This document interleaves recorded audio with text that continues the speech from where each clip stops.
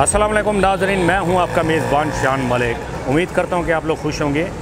आज की इस वीडियो में हम बात करेंगे सैलेज बेलर मशीन के बारे में, जो कि अभी मैं जा रहा हूं अपनी टीम के साथ इसको डिलीवर करने के लिए। वहां पे गुलाम फरीद साहब हैं, नेपालपुर का इलाका है, और इसकी वर्किंग वीडियो इंशाअल्लाह ताला कुछ ही देर के बाद आप तक शेयर करूँगा।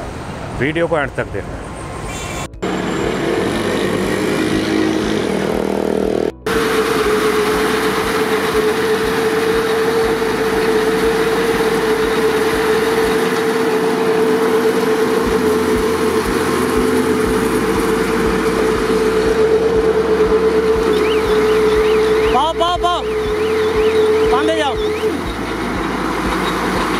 उत्ते छड़ दे, उत्ते छट्टा मार दिया कर।